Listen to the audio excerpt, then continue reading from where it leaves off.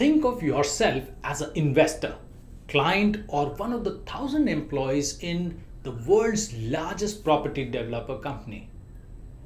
Everything feels like a fairy tale, right? Until you wake up one day and realize that this company is also one of the largest indebted company in the world with a debt that soars up to 305 billion US dollars. Oops. A dream turned into a nightmare, right? And that is what exactly happened to thousands of employees and investors who had placed their firm belief in China's leading real estate firm, Evergrande. So today we learn all about Evergrande Crisis, how it happened, its impact on the financial markets, and what steps that the company is taking to come out of this situation. Hi all, my name is Dheeraj Vaidya from wallstreetmojo.com, the home for most authentic place to learn finance and accounting. Let's get started.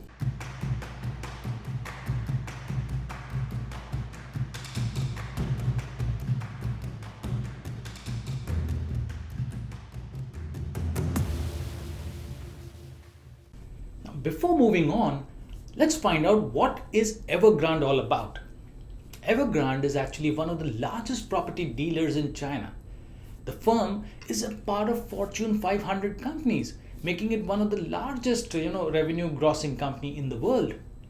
The company was actually founded by this Chinese billionaire named as Xu Jian, and it started its venture by making water bottles, followed by venturing into real estate, housing, electric vehicles, theme parks, groceries, and even owning top professional soccer company called as the Guangzhou Evergrande. Now, there is no denying that this developer company was one of the poster boys of China's real estate boom. So, then how did it run into trouble? The answer is that it borrowed a lot to finance its various hot pursuits. And in recent years, its debt started to blow up exponentially as it went into a borrowing spree. Soon the company had started to accumulate debt that was much more than its capacity. And what happened next? The once known property giant gradually became one of the largest indebted property developers with a whooping 300 billion US dollars of liabilities. Yes, you heard it right. And not just this, the company has been charged with many lawsuits from home buyers who are still awaiting the completion of their apartments. Besides this, many of the loyal investors have also claimed billions of dollars as a part of their outstanding bills. I know that's a lot to take in 15 seconds, but that is what Evergrande's reality is. You must be thinking, what caused all this, right? So let's find out. Many experts actually believe that there are two primary causes that triggered this collapse. The first reason being that the recent policies by Chinese government or regulators have put some serious restrictions on the borrowing habits of property developers. And such policies caused a capital crunch for Evergrande. Why? Because the company was forced to suspend many of its projects, delay payments to suppliers, and even sell some of its assets. And the second is the glaring fact that in recent years, Chinese property market is slowing down as slowly its citizens are losing interest in residential properties too. Sounds like a crash, right? Yes, absolutely it does. So now let's look at how this crash affects the Chinese economy. As far as the impact of this crash on the Chinese economy goes, things can actually get a bit tricky here. However, let's take a look. Experts actually believe that this crash could trigger panic among investors and buyers, as obviously they would want their money back, which could ultimately lead to a negative impact on this real estate property prices. Again, the crash could also send shivers to the global markets, thereby making it harder for Chinese businesses to get their hands on foreign investments. However, on the other side, there are some experts like Bruce Pang of the China Renaissance Securities. He says not everything is gloom and doom for Chinese economy. He feels again that default could actually lay a groundwork for healthy economy in the future. Seems like a highly optimistic man, right? Or maybe he knows something that many others don't. Anyways, time will tell. It's obvious to us the impact of this crash on Chinese economy and Chinese investors. But what about the global investors? Should they be concerned? Let's find out. So, according to New York Times, it is estimated that Evergrande owns its investors a whopping 7.5 billion US dollars in bond payments next year. Now, foreign investors have started to worry about this Evergrande crisis. If it continues for some more time, they could actually say goodbye to all their money.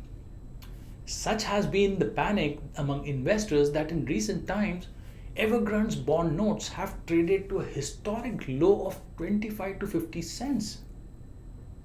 However, Evergrande owners have not lost all hopes and are slowly trying to hit the ground running again. The company recently gained back the confidence of some of its investors by settling its domestic yuan bond worth 36 billion US dollars. The firm also made its intention clear by selling a part of its stake in a local bank for approximately 1.5 billion US dollars. And on the top of it, the company also plans to sell its office tower in Hong Kong that it had once bought at 1.6 billion US dollars. However, these are baby steps towards recovery, and the company is still far away from gaining any sort of credibility back in the market.